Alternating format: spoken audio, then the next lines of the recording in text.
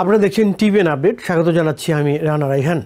আমেরিকায় সরকারের শাটডাউনের প্রথম দিনে office of management and budget director Russell Vought house রিপাবলিকানদের জানিয়েছেন 1 থেকে 2 দিনের মধ্যে ফেডারেল কর্মচারীদের ছাঁটাই শুরু হবে। বুধবার একটি কনফারেন্স কলের সূত্রে বিষয়টি জানা গেছে।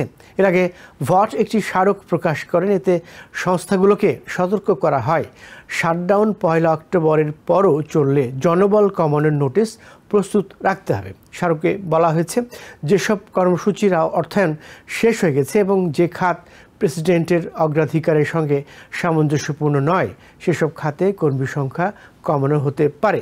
এটা হচ্ছে আগের নোটিশ বা স্মারক। একই সময়ে vice president JD Vance white হাউসে সাংবাদিকদের বলেছেন, এই কথাটা তিনি বলেছেন বুধবার অর্থাৎ আজকে, যদি কংগ্রেস অর্থায়নের সমাধান না করে তাহলে ছাঁটাই অচিরেই ঘটবে। ভ্যান্স বলেন, শাটডাউন চলতে থাকলে কিছু মানুষকে ছাঁটাই করতে হবে, তারা এটা পছন্দ করেন না। ভ্যান্স আর যোগ করেন, কর্মচারীদের রাজনৈতিকভাবে লক্ষ্য করা হচ্ছে না। এর পাশাপাশি ভট রিপাবলিকানদের সতর্ক করেছেন, নারী, নবজাতক শিশুদের জন্য নিউট্রিশন প্রোগ্রামে আগামী সপ্তাহের মধ্যে অর্থায়ন শেষ হয়ে যেতে পারে। এছাড়া স্টেট ও স্থানীয় পর্যায়ে এই অর্থ 1 থেকে 2 সপ্তাহের মধ্যে শেষ হতে পারে। সরকারি কার্যক্রমে অচলাবস্থা তখনই তৈরি হয় যখন কংগ্রেস বা সেনেটে বিশেষ করে বাজেট বিল পাশ করতে ব্যর্থ হয় বা প্রেসিডেন্ট এতে সই করেন না। অর্থায়ন না থাকলে ফেডারেল সরকার অনেক কর্মীকে বেতন দিতে পারবে না এবং কিছু প্রোগ্রাম চালাতে পারবে না। শাটডাউন শুরু হলে কি ঘটে, এই বিষয়টি আমরা এখন জানব। ফেডারেল কর্মচারীদের বাধ্যতামূলক ছুটিতে পাঠানো হয়, না হলে বেতন ছাড়া কাজ চালাতে হয়।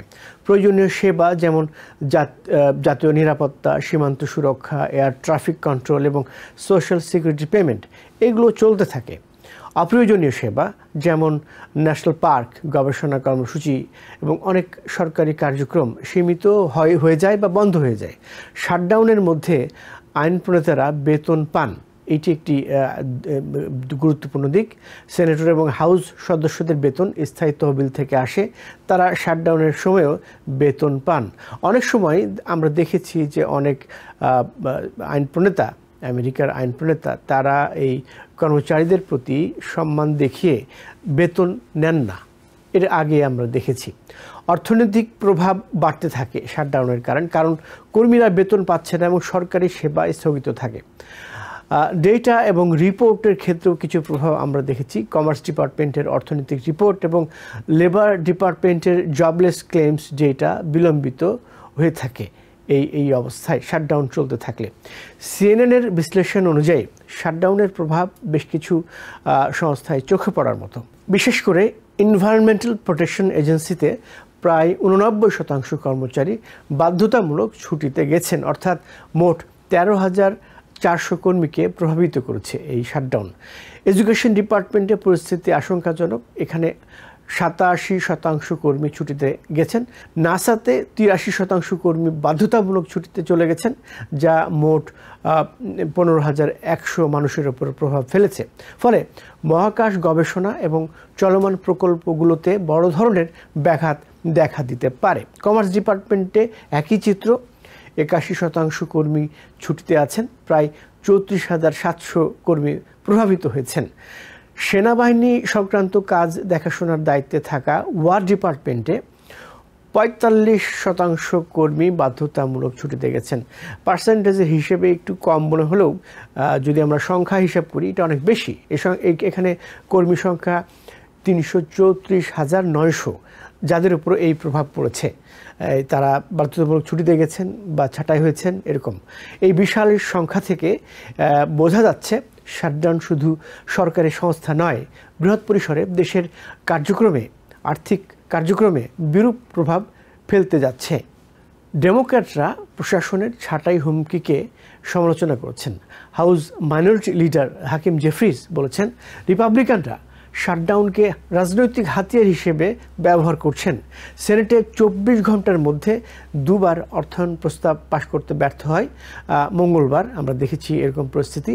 রিপাবলিকানদের 53-47 সংখ্যাগরিষ্ঠতা থাকা সত্ত্বেও সেনেটে 60 ভোট প্রয়োজন এই বিলের ক্ষেত্রে। ওএমবি ডিরেক্টর রাসেল ভট ঘোষণা করেছেন, নিউ ইয়র্ক সিটির জন্য $18 বিলিয়ন অবকাঠামো তহবিল স্থগিত করা হয়েছে। এর মধ্যে আছে গেটওয়ে টানেল প্রকল্প। সেনেট মাইনরিটি লিডার চাক শুমার অভিযোগ করেছেন, ট্রাম্প প্রশাসন সাধারণ পরিবারগুলোকে রাজনৈতিক খেলার পণ হিসেবে ব্যবহার করছে। তিনি বলেন, অর্থায়ন স্থগিত করা জঘন্য কাজ। এক যৌথ বিবৃতিতে শুমার এবং জেফ্রিজ বলেছেন, ডোনাল্ড ট্রাম্প আবারও সাধারণ মানুষকে ব্যবহার করছেন তার অযৌক্তিক এবং প্রতিশোধমূলক রাজনীতির অংশ হিসাবে। শাটডাউনের প্রথম দিন দুই দলের কোনো সমঝোতা হয়নি।